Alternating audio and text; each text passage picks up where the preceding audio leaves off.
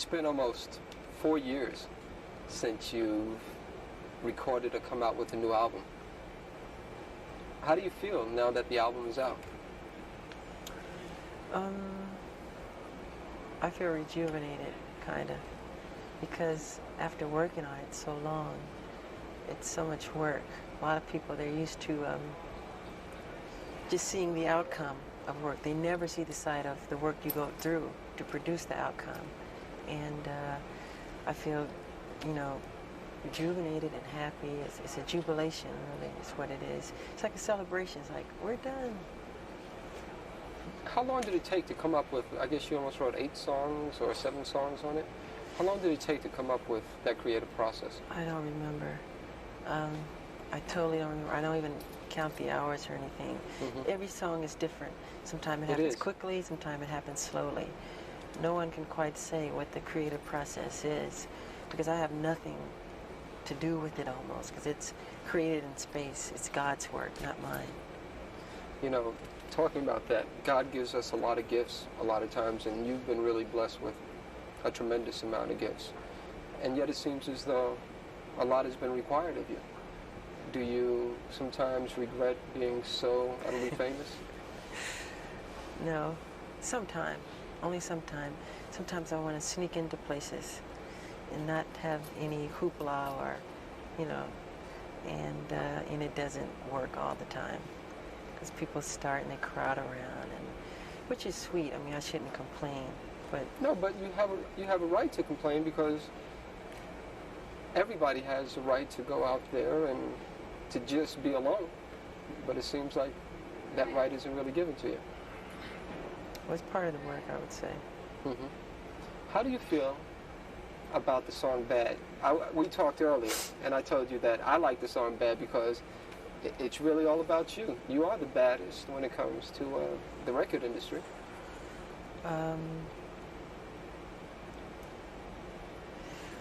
Well,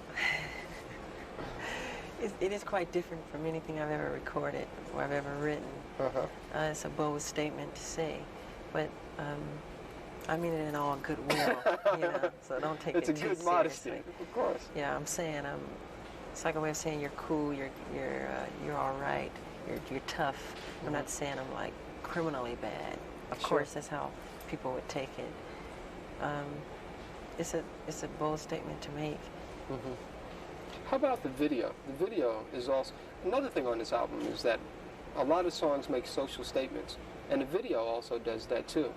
With Bad, I know that you probably didn't experience anything like that, but my name is Daryl. Yeah, I know. And I grew up in Harlem in the South Bronx, and I went away to school, and I also had to deal with peer pressures. How did you come about with that whole idea of doing something like that? Well, it wasn't really my idea. It's actually part of a true story where this kid tried to... It's my story, in a sense. Yeah, it's your story, but the truth of what really happened, this kid, don't look at me, Frank. Let's do that. Hold on for a second. Yeah, don't make faces. Now, I know that you didn't write the video, but you're telling me the story is almost like the story of my life, but you're telling me that it's based on another person. Yes, it is. This kid who went to school upstate in the country, whatever, who is from the ghetto, and he tried to make something of his life. And he would leave his old friends behind, and when he came back on spring break or whatever, Thanksgiving break, his friends became so envious, jealous of him that they killed him. But in the film, I don't die, of course. Yeah. So it's a true story that we had taken from Time or Newsweek magazine. Yeah.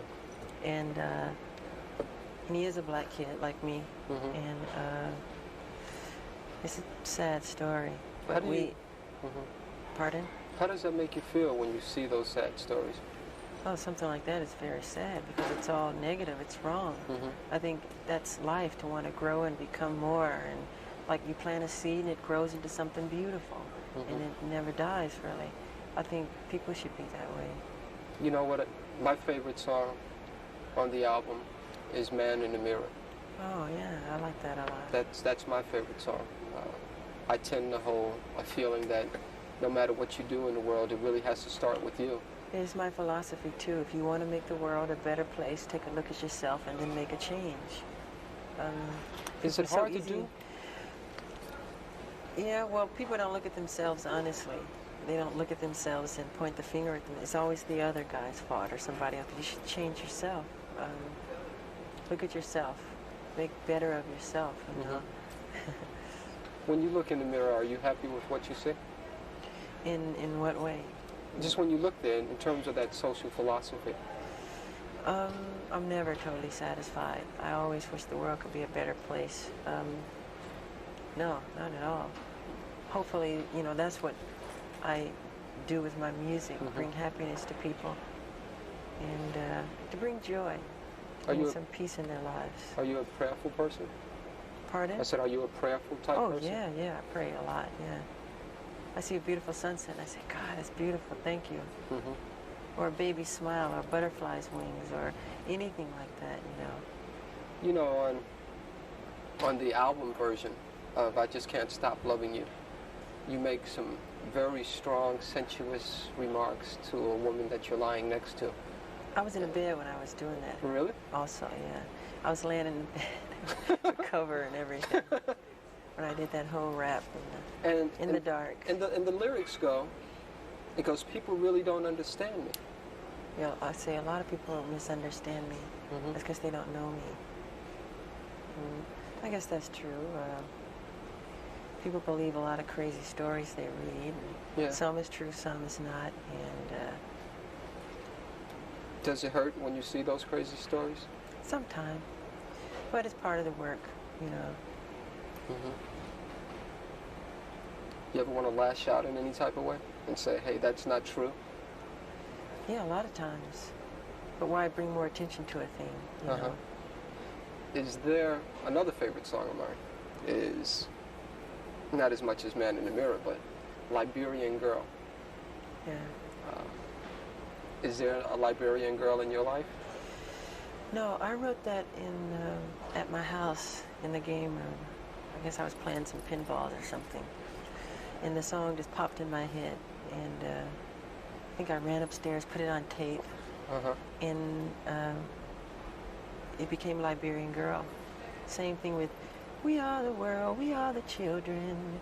I didn't really, I mean, I don't know why those words came. They just came as that. We are the ones to make a brighter day, so let's start giving. I didn't think about it. Just, you know, just comes. Just comes. How about, one thing that I find is like what you said, it took so long to come up with all the different songs on the album, and every song is different. You have calypso influences, you have reggae influences, you had the new cool sound with one, you have heavy metal with Dirty Diane. I love Dirty Diane. That's your favorite song? One of my favorites. Why? Because it's a life story of a groupie. I hate to say the word groupie, but that's what it is. And it's something that I've experienced, and a lot of people who grow up on the road, like me. I mean, I don't remember not performing.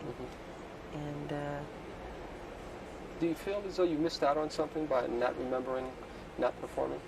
Of course, but I've gained a lot too. A lot of people never get out of their hometown and get to see other wonderful places. A lot of kids read about things that I get to see in person all over the world, different places. So I'm so happy about that. I mean, you never can have everything. How does it feel when you go in to do a concert somewhere and literally there are tens of thousands of people that are rushing over to you just to get a glimpse? That's a wonderful feeling, especially when you see them smiling, and I love the fans. I think it's very sweet. I feel thankful is how I feel. I really do. I don't take any of it for granted. What would you say, what interests you most about life? What interests me most about life is learning, finding out new things, exploring different worlds. I'm so interested in the human anatomy now, and the brain, and so many different things like that, and the bones and everything. I know that, and you know, this is a sensitive area, but you were very much interested in the bones of the Elephant Man, John Merrick. Yes. Is that because of your anatomical interest? Yes, I've been to the London School for Doctors twice, and I visited John Merrick's remains, who I feel a closeness to. I love the story of the Elephant Man. Very sad story. Would you someday like to do maybe a remake of the movie or the play?